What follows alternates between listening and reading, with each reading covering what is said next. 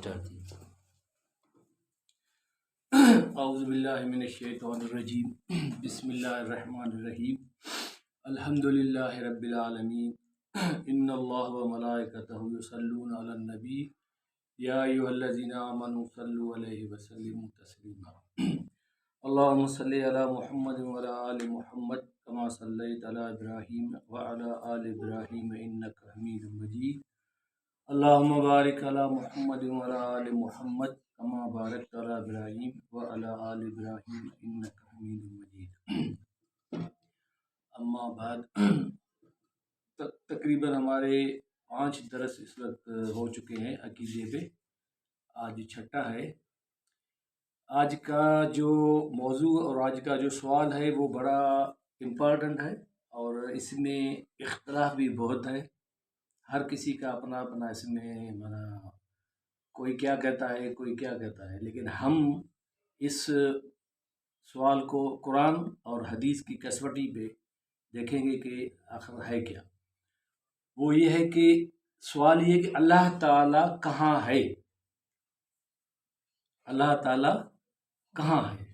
तो इसमें तो समझो कि बहुत से हर किसी के जहन में बचपन से हमारे जहन में और मुख्तलिफ जगहों पे गए हैं, तो हर किसी के जहन में मुख्तलिफ सवालात, मुख्तलिफ जवाबात, और इस टॉपिक पे उलमाओं का सबका इख्तलाफ है। कोई क्या कह रहा है, कोई क्या कह रहा है।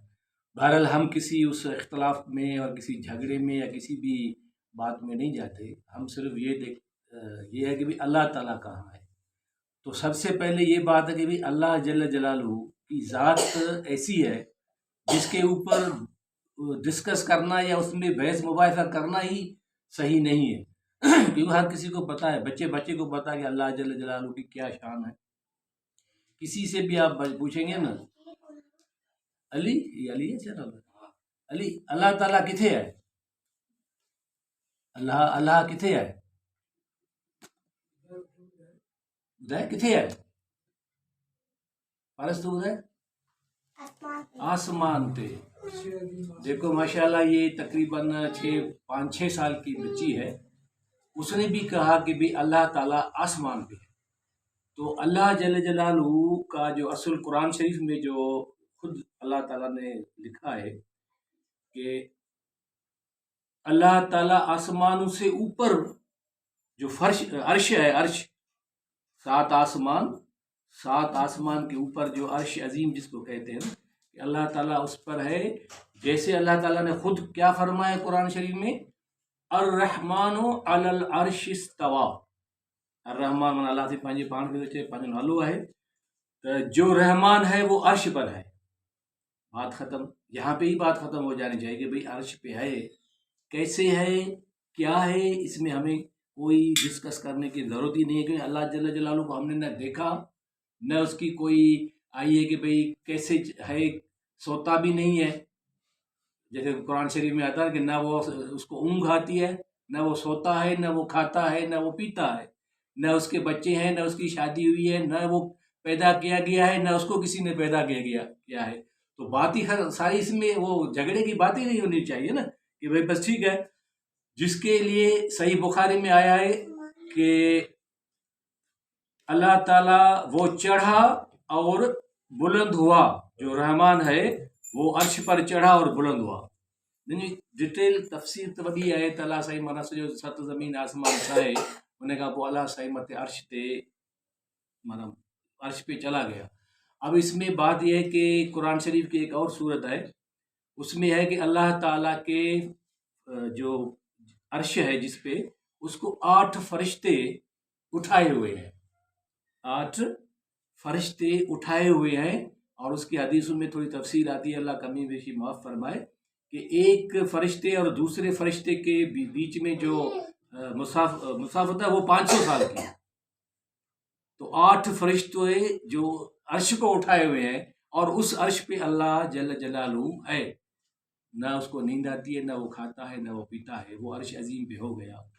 अब मसला ये है 500 साल से एक फरिश्ते और दूसरे फरिश्ते के कांधों का अहिड़ा 8 फरिश्ता आहिनि। तो माना छा अर्श थियो, माना तसवुर खां मथे आहे। اس کی ایک اور میں مثال دیتا ہوں جو میں نے خود دیکھی ہے، وہ آپ کو بھی سمجھ میں آ جائے گی۔ وہ یہ ہے کہ جو بھی بندہ جہاز میں اگر چڑھا ہے، جہاز میں، اس کو پتہ چلے گا کہ کیا ہے، جو نہیں چڑھا اس کو سمجھ میں بات نہیں آئے گی۔ تو جب جہاز اوپر بلندی کی طرف جاتا ہے، جیسے کراچی سے یا جدے سے یا اسلام آباد سے، جب وہ تھوڑا اوپر کافی جاتا ہے نا، تو آپ کھڑکی سے نیچے دیکھیں گے،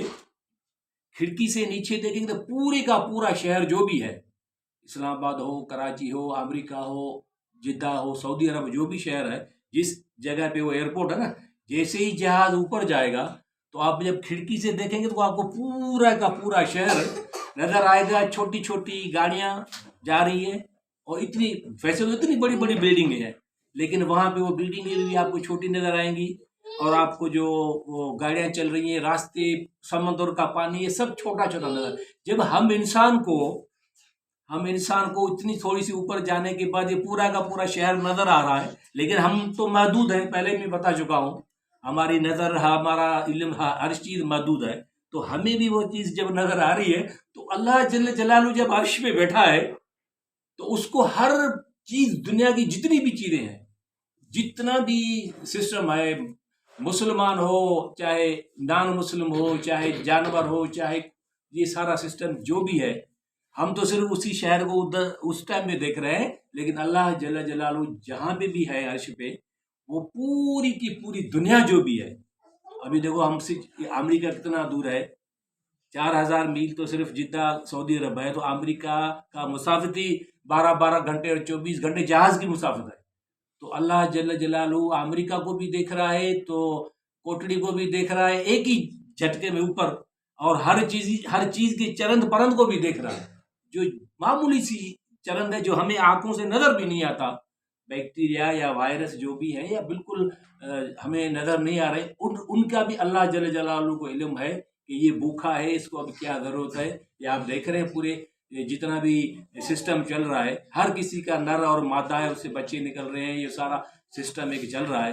تو بالکل کلیئر کٹ بات ہے کہ اللہ جل جلالہ ذات کے لحاظ سے جو بھی ہے، وہ بھی پتہ نہیں کہ کیسے ہے پتہ، کوئی پتہ نہیں، وہ عرش عظیم پہ ہے، لیکن اللہ جل جلالہ کا علم، اللہ جل جلالہ کی نظر جو بھی ہے، وہ پوری کی پوری کائنات کے اوپر ہے۔ یہ نہیں کہ صرف دنیا، جو کچھ بھی اس نے خلق کر دیا ہے، دوزخ بھی ہے خلقی ہوئی ہے، جنت بھی خلقی ہوئی ہے۔ اس وقت جتنے مر چکے ہیں لوگ، حضرت آدم علیہ السلام سے لے کے اب تک، اور اس کے بعد جو آنے والے، ان سب کا علم اور ان سب کی کیا کیفیت ہوگی، کیا ہوگا، وہ سب اللہ جل جلالہ کو جب پتہ ہے، تو اس بات میں جھگڑنے کی کوئی بات نہیں ہے۔ اور اللہ جل جلالہ نے بار بار اور بھی جگہوں پہ فرمایا ہے کہ بے شک اللہ تعالیٰ نے ایک کتاب لکھی ہے، وہ عرش کے اوپر اس کے پاس محفوظ ہے، جس کو لوح محفوظ کہتے ہیں، وہ عرش عظیم میں اللہ جل جلالہ کے پاس محفوظ ہے، جس کو لوح محفوظ کہتے ہیں۔ اسی میں ہمارا قرآن شریف بھی پورا لکھا ہوا ہے، لوح محفوظ۔ اس کے بعد اللہ جل جلالہ نے آہستہ آہستہ مختلف جگہوں پہ آسمان نبی کریم صلی اللہ علیہ وسلم کے اوپر اتارا، لیکن سب سے پہلے بنا کے لوح محفوظ پہ رکھ دیا۔ تو اس کے بعد جتنی بھی ہم مخلوق قیامت تک آنے والی جو ارواح ہیں، ان کی ساری تقدیریں، سارا قسمت، کہ کہاں شادی کرے گا، کہاں مرے گا، کیا کرے گا، کتنے بچے ہوں گے، کیا ہوگا، اور ان بچوں کی قیامت تک جتنے بھی روح ہیں، ان سب کا سسٹم اللہ جل جلالہ کے پاس اس لوح محفوظ جو ہے، جو یہ کہہ رہا ہے کہ جو کتاب محفوظ ہے نا اللہ کے، سب کچھ لکھا ہوا ہے۔ اور وہ اللہ کی مرضی ہے، چاہے اس کو دوبارہ مٹانا چاہے یا کچھ بھی کرنا چاہے، اللہ کو اختیار ہے، وہ بے پرواہ بادشاہ ہے۔ کوئی بھی ان سے پوچھ نہیں سکتا کہ یا اللہ تو کیا کر رہا ہے یا کیا نہیں کر رہا۔ جو کچھ بھی تقدیر لکھ دی ہے، وہی تقدیر اس کی دنیا میں چلے گی۔ کیسے وفات ہوگی، گولی سے ہوگی، بیماری سے ہوگی، ایکسیڈنٹ سے ہوگی، ہر چیز جو ہے نا وہ لوح محفوظ میں محفوظ ہے۔ تو اس میں بندے کو وہ ہونے کی پریشانی کی یا اس میں اطلاع کرنے کی ضرورت ہی نہیں ہے۔ اچھا، دوسرا ہے کہ کیا اللہ تعالیٰ ہمارے ساتھ ہے؟ کیا اللہ تعالیٰ ہمارے ساتھ ہے؟ ٹھیک ہے، اللہ جل جلالہ، اب آپ اندازہ کریں، اسی ہی کو ہی کہتے ہیں اللہ کی صفت۔ ٹھیک ہے، ابھی بکا کے ساتھ اس وقت صرف سائیں اپنا کمال ہے، ٹھیک ہے، اور ساتھ کوئی نہیں۔ آپ بیٹھے ہیں لیکن آپ بھی تھوڑا دور بیٹھے ہیں، ایسے ہی ہے نا. تو اللہ جل جلالہ کی یہ ذات اور یہ صفت ہے کہ پوری کائنات میں جو بھی بندے ہیں یا جو کچھ بھی ہے اس ہر کسی کو ابھی دیکھو جدے میں لوگ طواف کر رہے ہیں، ٹھیک ہے، ہمیں تو ابھی پتہ نہیں چل رہا، لیکن ابھی ہم دوبارہ اس کو چینل کو لائیو پہ رکھیں گے تو فوراً پتہ چل جائے گا کہ بھائی یہ کعبۃ اللہ کو طواف ہو رہا ہے، یہ بندے ہیں. یہ کہ ہماری ٹیکنالوجی اس وقت، ہمارے انسانوں کی بنائی ہوئی ٹیکنالوجی ہمیں لائیو منظر سارا دکھا رہی ہے. امریکہ میں کرکٹ کا میچ ہو رہا ہے، کیسے ہو رہا ہے، کیسے ہوا، کیسے آؤٹ ہوا، پتہ چل گیا. کیوں؟ ہم اس کو موبائل میں صرف لائٹ لگا کے لگائیں تو ہم سارا پتہ چل جائے گا. اور ایسے ہی اللہ جل جلالہ ہر کسی کو، بابا وجو باہر وجو، ہر کسی کا جو ہے نا وہ ہر کسی کے ساتھ ہے. اب کیسے ساتھ ہے یہ پتہ نہیں، ٹھیک ہے. ابھی یہ ہے کہ اس وقت بھی اللہ جل جلالہ ہمیں ہمارے اوپر نظر رکھا ہوا ہے. جب ہمارے اوپر نظر رکھا تو پوری دنیا میں پتہ نہیں کتنے محفلیں ہو رہی ہوں گی، کہاں طواف ہو رہا ہوگا، کہاں گانے چل رہے ہوں گے، کہاں سنیما ہے، کہاں کیا جو کچھ بھی ہے. انسان چرند پرند، پتہ نہیں یہ جو سمندر میں کتنا سمندر ہے اس میں اندر جو مچھلیاں پڑی ہوئی ہیں اور جو کچھ بھی مخلوق ہے اس سب مخلوق کا پتہ اللہ جل جلالہ کو ہر ٹائم پہ ہے. یہ بھی نہیں کہ بھی تھوڑی دیر کے لیے ہے پھر ختم ہو جائے گا، نہیں. یہی تو اللہ جل جلالہ کی صفت ہے کہ اللہ جل جلالہ کو جب نیند بھی نہیں آتی، نیند تو دور کی بات ہے کہ جو ہم کو جھوٹا جو آتا ہے نا، جھوٹا جس کو ہم کہتے ہیں نا جھوٹا آ گیا، وہ جھوٹا تک بھی اللہ جل جلالہ کو نہیں آتا. قرآن کہتا ہے. تو جب اتنا اللہ جل جلالہ ہے کہ بھئی اللہ جل جلالہ عرش پہ ہے، لیکن عرش پہ کیسے ہے ہم تو پہلے شروع کر چکے ہیں. اور اس کے بعد اللہ یہ کہتا ہے کہ اللہ ہمارے ساتھ. اللہ نے خود کہا ہے کیسے؟ قرآن شریف کے کافی آیتوں میں بھی ہے، لیکن یہاں پہ صرف انہوں نے ایک آیت دی ہے، اس سے آپ سمجھ لینا. باقی بھی آیتیں ہیں، سورہ نون میں بھی ہے کہ موسیٰ علیہ السلام اور ہارون علیہ السلام کو جب فرعون کی طرف بھیجا تھا تو ان دونوں کو اللہ جل جلالہ نے کیا کہا تھا؟ سورہ طٰہٰ جو 20 نمبر آیت ہے اس کی آیت جو ہے وہ 20 نمبر سورت ہے، اس کی آیت ہے 46 آیت میں اللہ جل جلالہ کیا فرما رہے ہیں ان دونوں کو، حضرت موسیٰ علیہ السلام اور ہارون علیہ السلام کو جب فرعون کی طرف بھیجا کیا کہا؟ لا تخافا اننی معکما اسمع و ارا. یہ کون کہہ رہا ہے؟ اللہ جل جلالہ ان دونوں کو کہہ رہا ہے کہ لا تخا، کوئی ڈرنے کی بات نہیں ہے، کوئی ڈرنے کی بات نہیں ہے. کیوں؟ اننی، یقیناً میں تیرے ساتھ ہوں، تمہارے ساتھ ہوں. اننی لا تخاف، ہمارا کوئی ڈرنے کی بات نہیں ہے، گھبرانے کی کوئی بات نہیں ہے. اننی، میں آپ کے ساتھ ہوں. اللہ کہتا ہے کہ میں آپ کے ساتھ ہوں. اسمع و ارا، میں سن بھی رہا ہوں اور دیکھ بھی رہا ہوں. ابھی تو وہ تو فرعون کے پاس چلے گئے، لیکن اللہ کہتا ہے کہ ڈرنے کی تمہیں کوئی ضرورت نہیں ہے. تم جاؤ ان کے پاس، جو کچھ تم بولو گے یا جو کچھ تم کرو گے وہ میں سن بھی رہا ہوں گا اور میں دیکھ بھی رہا ہوں گا. یہ ایک مثال ہے، بات نہیں ہوتی باہر پہنچ جی.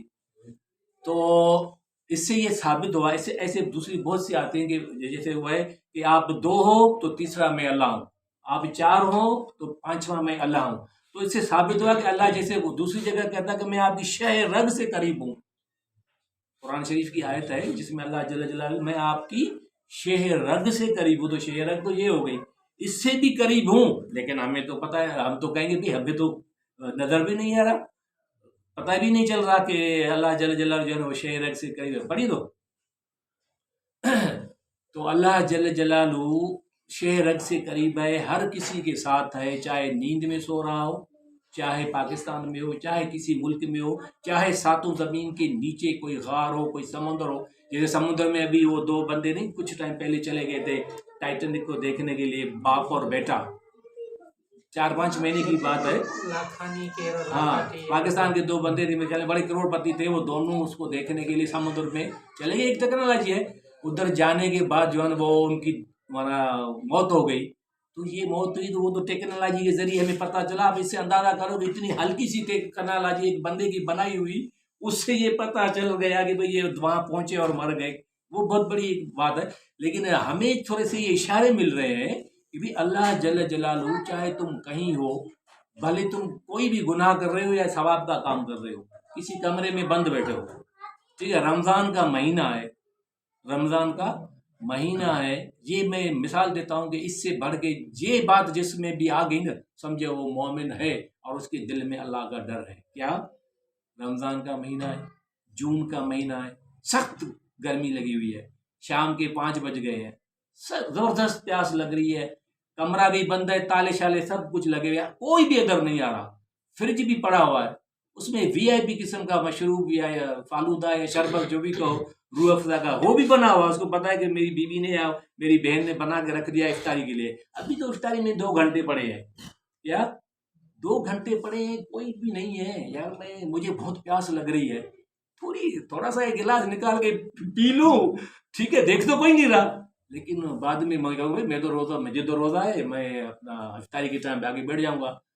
तो अगर होगा ईमान वाला, ये ईमान की निशानी है एक, ईमान वाला होगा, वो कहेगा तो सही यार, देख तो मुझे बिल्कुल कोई नहीं रहा, मैं पी भी लूंगा, घर वालों को भी पता नहीं चलेगा, लेकिन अल्लाह देख रहा है, लेकिन तो अल्लाह देख रहा है, तो ये तो एक बंदे के साथ मिसाल हुआ ना, ये तो पूरी दुनिया पड़ी हुई है, हर जगह पे जो है ना, जहां पे भी तुम हो, चाहे मस्जिद में हो चाहे किधर भी हो, लेकिन तुम्हारे साथ अल्लाह है, अल्लाह का इल्म, अल्लाह की नज़र, अल्लाह की बसीरत जो भी है, जो हर हर चीज को घेरे हुई है, जैसे आयतुल कुर्सी में होता है कि अल्लाह की कुर्सी जो है पूरी के पूरे को घेरे रखी हुई है, तो इसमें ये है, ये है ही नहीं। वैसे तो तुम दुनिया के कानून से या दुनिया के सारे सिस्टम से छुप सकते हो, पुलिस से छुप सकते हो, इंटेलिजेंस से छुप सकते हो, कहीं किसी जगह पे भी चले गए, आप मुल्क बदर होके चले गए, लेकिन आप उनसे तो छुप सकते हो, लेकिन अल्लाह से नहीं छुप सकते, कहीं भी चले जाओ। तो ये 2 सवाल जो थे कि अल्लाह जल्ल जलालू कहाँ है, बिल्कुल कुरान की आयतों से हदीसों से सबका, इसमें एक 2 मिसाल और भी है। अगर अल्लाह जल्ल जलालू, जैसे कुछ कहते हैं कि भाई हर जगह पे मौजूद है, अल्लाह का इल्म, अल्लाह की नज़र, अल्लाह की बसीरत, अल्लाह का जो और सब सिस्टम है वो हर जगह पे मौजूद है, लेकिन अल्लाह जल्ल जलालू ज़ात के लिहाज से आसमानों से ऊपर है, फर्श जो अर्श अजीम है उस पे। इसकी मिसाल क्या है? अगर ये ऐसे नहीं होता, अगर ऐसे नहीं होता तो नबी करीम सल्लल्लाहु अलैहि वसल्लम ने क्यों फरमाया कि अल्लाह जल्ल जलालू रात के आखिरी हिस्से में, अल्लाह जल्ल जलालू रात के आखिरी हिस्से में दुनिया के आसमान पे नाज़िल होता है, दुनिया के आसमान पे नाज़िल होता है। इस बात ने सारी सिस्टम को ख़त्म कर दिया। जब अल्लाह जल्ल जलालू हर जगह पे है तो आखिरी रात में फिर नाज़िल कैसे हो रहे हैं? तो मीन्स कि अल्लाह ताला अपने ज़ात के लिहाज से अर्श अजीम पे है, वो आखिरी हिस्से में कैसे आते हैं और कैसे दुनिया के ऊपर छा जाते हैं। कोई तहज्जुद पढ़ रहा है उस टाइम पे 4 बजे, अल्लाह जल्ल जलालू को अर्श अजीम पे भी पता चल रहा था कि भाई इस वक्त फला बंदा या बंदी ये इधर पाकिस्तान में या अमेरिका में तहज्जुद पढ़ रही है, उसके बावजूद भी नबी सल्लल्लाहु अलैहि वसल्लम का फरमान है कि आखिरी रात के आखिरी हिस्से में अल्लाह जल्ल जलालू नुज़ूल करता है दुनिया के आसमान पे। माना ये हमारा जो अभी आसमान देख रहे हैं ना, ये है दुनिया का आसमान, इससे ऊपर 6 आसमान और है, फिर है अल्लाह का अर्श। तो क्लियर कट साबित बात हो गई कि अल्लाह जल्ल जलालू ज़ात के लिहाज से आखिरी रात में आते हैं, नज़र किसी को भी नहीं आएगा, ये अल्लाह ने अपना एक छुपा हुआ सिस्टम रखा है। अगर नज़र आ जाता हर किसी को वो तजली देखते, जैसे हज़रत मूसा अलैहिस्सलाम ने सिर्फ थोड़ी सी तजली देखी, वो कोह तूर पूरा का पूरा जल गया और काला स्याह हो गया और हज़रत मूसा अलैहिस्सलाम भी बेहोश हो गए। तो इसका मकसद है कि अल्लाह का अपना एक सिस्टम है, कैसे आते हैं और बिल्कुल आते हैं, हदीस में है, ये एक बात। दूसरी बात इसके फेवर में ये है कि नबी करीम सल्लल्लाहु अलैहि वसल्लम का फरमान हमारे आंखों पे है, इसके बाद हम किसी का बात कोई लेनी नहीं है। तो नबी सल्लल्लाहु अलैहि वसल्लम ने फरमाया कि 9 ज़ुल्हज जो है ना, 9 ज़ुल्हज जिसको अरफा का दिन कहते हैं, जिस दिन हज पढ़ा जाता है, उस वाले दिन भी अल्लाह जल्ल जलालू दुनिया के आसमान पे तशरीफ ले आते हैं।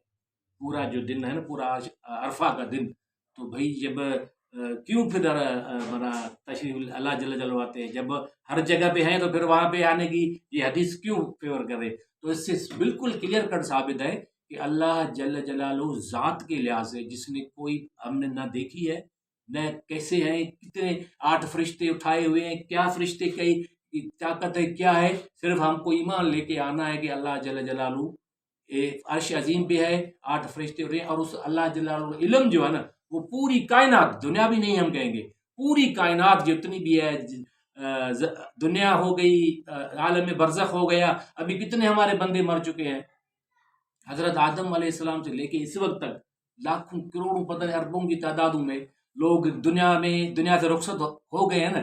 ان کا بھی سسٹم جو ہے نا وہ عالم برزخ جس کو کہتے ہیں، کوئی قبروں میں پڑے تھے، کوئی جہاز میں جل کے ختم ہو گئے، کوئی ان کو جانور کھا گئے، لیکن اللہ جل جلالہ کے پاس سارا سسٹم محفوظ ہے کہ بھائی ان کا آخر میں کیا ہوگا. اور اس وقت ابھی وہ علیین سجین کے جو مقامات بتائے گئے ہیں کہ جو نیک روح ہوگا وہ سجین میں ہوگا، تو علیین میں ہوگا، اور جو بد روح ہے وہ سجین میں ہوگا.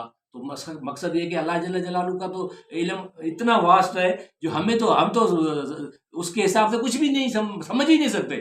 ہمیں صرف ایمان لے کے آنا کہ بھی اللہ جل جلالہ، جب آپ اس کی گہرائی میں جاؤ گے نا تو ہو سکتا ہے کہ دماغ آپ کا مانا پاگل ہو جائے.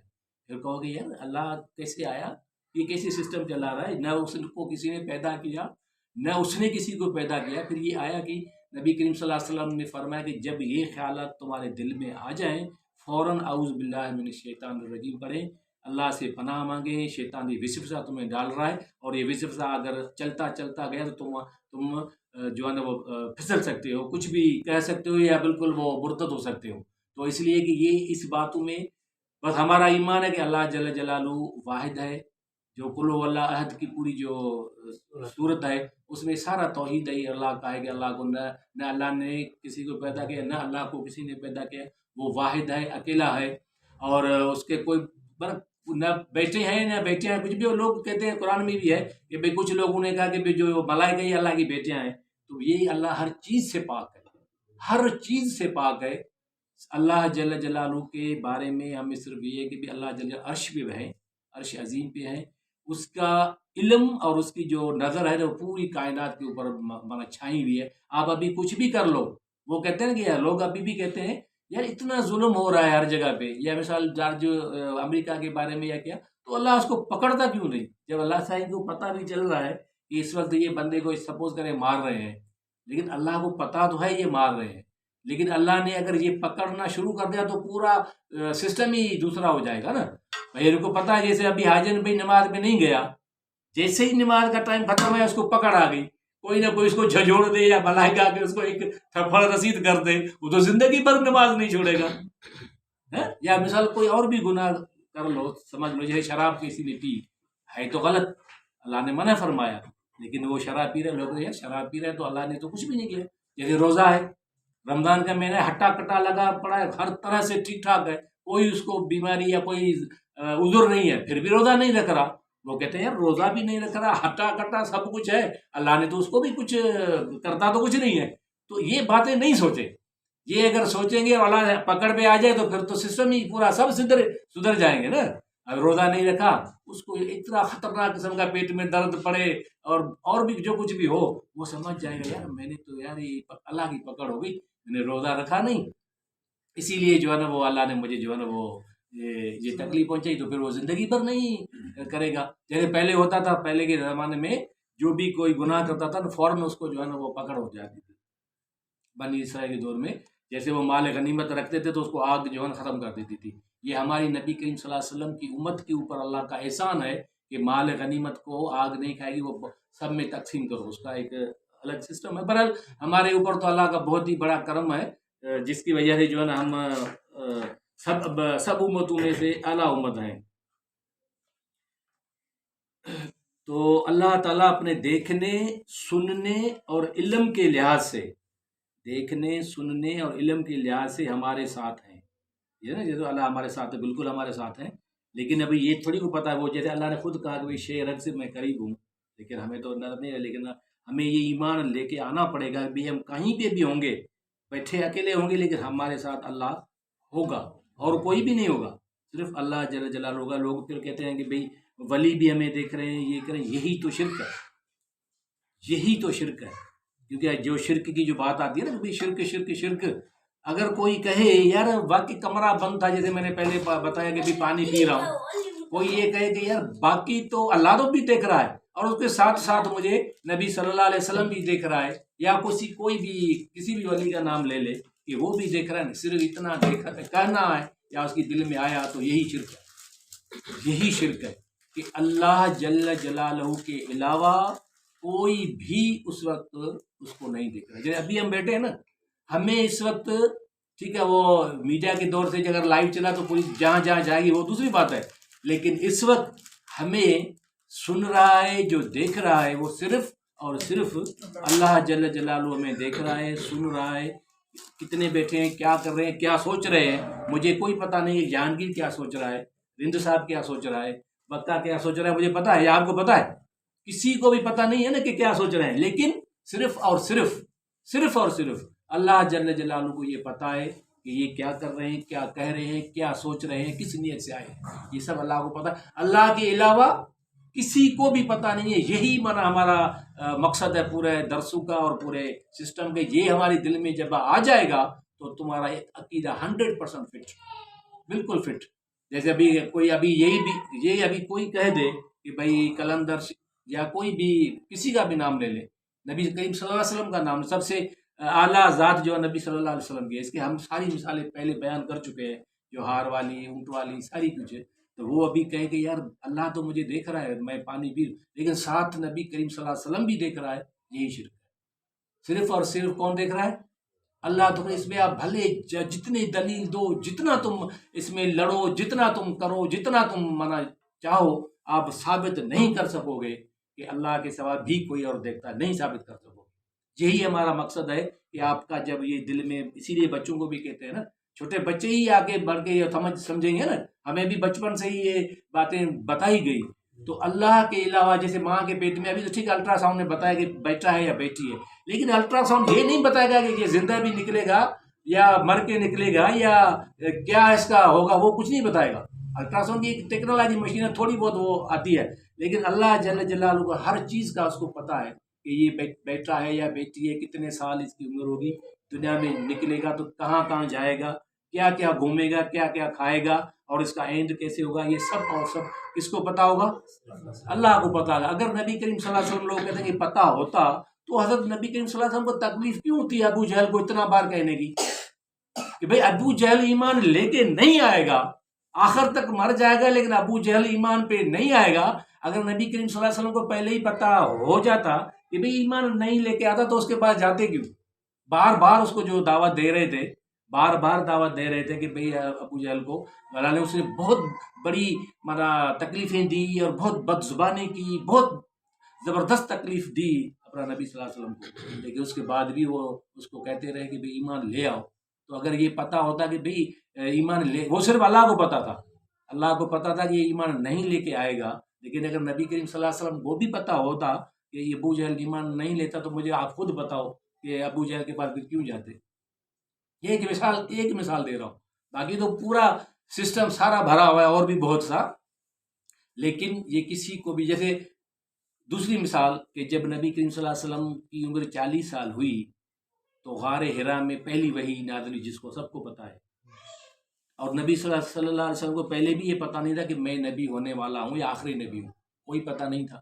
40 سال کی عمر میں صرف عبادت کرتے تھے, لیکن اللہ نے اس کو نبی بنا تھا تو بچپن سے ہی اس کے اخلاق, اس کا ایمان اور جو کچھ ہے وہ سب کو پتا ہے, بالکل اعلیٰ تھا. سب اس کو امین اور صدیق کر کے مانتے تھے. تو یہ ساری عیاں بات ہے.